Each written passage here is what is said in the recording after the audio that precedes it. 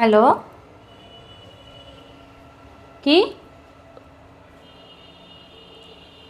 তোমাকে না করছে? কে ওই? আচ্ছা, আমি দেখতেছি। হ্যাঁ, সারাদিন খালি কি কম্পিউটার টিপলে হইব? কি করব? তুমি আমার মাকে কি বলছো? কি বলছি, তোমার মা আসতে চাইছিল আমাদের বাড়িতে, আমি না করছি আসতে। কেন, তুমি জানো না মার অনেক বয়স হয়ে গেছে? শোনো,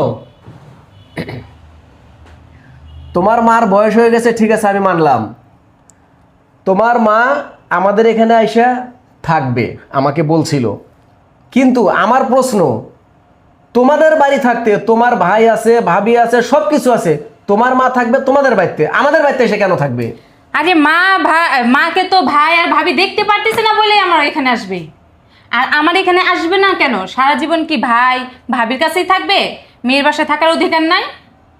শোনো, মেয়ের বাসায় থাকার অধিকার সবারই আছে। আমার বোনের বাসায় আমার মার থাকার অধিকার আছে, আমার বাবার থাকার অধিকার আছে, কিন্তু সেইটা তার বউ যদি অ্যাকসেপ্ট করে তাহলেই সম্ভব, তাছাড়া সম্ভব না।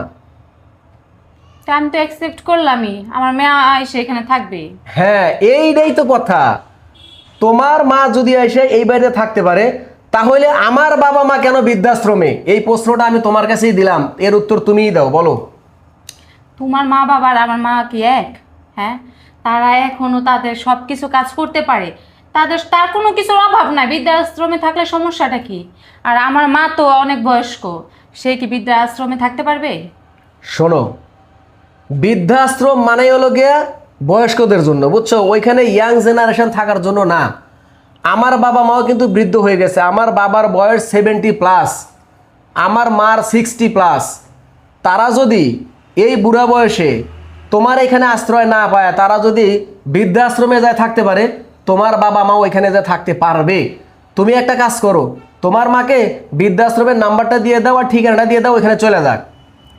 তাহলে একটা কাজ করি, যেহেতু বললা বৃদ্ধাশ্রমের জন্য নাম্বার দেওয়ার জন্য, তো মা বাবাকে এনে ফেলি। আচ্ছা, আমি না মানে ভুল করে ফেলছি, বুঝছো? আমি ওইভাবে কখনো ভেবেও দেখি নাই যে ঠিকই তো, আমার মা যদি এই বয়সে আমার কাছে থাকতে পারে, তো তোমার মা বাবা থাকতে পারবে না কেন? তাহলে আমরা একটা কাজ করি, মা বাবাকে এনে আমরা দেখে গেতেছে আমার মাও এখানে থাকুক, তোমার মা বাবাও এখানে থাকুক। আমি একদম বড় ধরনের ভুল করে ফেলছি। শোনো, আমি তোমাকে ওই টাইমে এই কথাগুলো বোঝানোর জন্য অনেক চেষ্টা করছি। আমার বাবা মা বৃদ্ধ হয়ে গেছে, তোমার বাবা মার মনে করো যে তুমি একটা মেয়ে আছো, তার একটা ছেলে আছে, ছেলে হয়তো বাড়ি থেকে বের করে দিছে, তোমার কাছে চলে আসতেছে। আমার বাবা মা কোথায় যাবে? আমার তো একটা বোনও নাই, আমি বাবা মার একমাত্র ছেলে। তাহলে আমি যদি আমার বাবা মাকে এখান থেকে বের করে দিই, দেখো তারা আজকে বৃদ্ধাশ্রমে আছে, এখন কোন মুখ নিয়ে তাদের কাছে যায় বলবো যে বাবা মা চলো আমাদের বাড়িতে তোমরা এখন থাকবা? আমি তাদেরকে পাঠাইছি, আমি দরকার বলে তাদের কাছে যে ক্ষমা চেয়ে মাপ চেয়ে তারপর নিয়ে আসব। আমি আমার ভুল বুঝতে পারছি। আর বড় মুরব্বী জনরা যদি বাড়িতে না থাকে, বাড়িটা তো এমনি ফাঁকা ফাঁকা থাকে।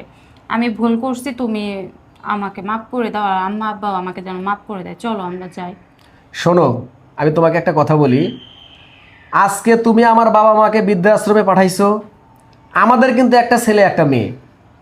ছেলে যখন বড় হবে, সে যখন বিয়ে করবে, তখন তার বউ কী করবে জানো? যখন দেখবে যে আমরা আমার বাবা মাকে বৃদ্ধাশ্রমে রেখে আসছি, ওরাও কি করবে? আমাদেরকে বৃদ্ধাশ্রমে পাঠিয়ে দেবে। তুমি আর আমি বৃদ্ধাশ্রমে যাওয়ার জন্য অলরেডি আমি ঠিকানা লিখে রাখছি, জানো তুমি? যে এই সন্তানরা আমাদেরকে বাড়িতে রাখবে না, আমাদেরকেও তারা বৃদ্ধাশ্রমে পাঠিয়ে দেবে। তুমি যা করবা এই পৃথিবীতে ঠিক তার উল্টোটা তুমি পাবা, এটাই বাস্তব।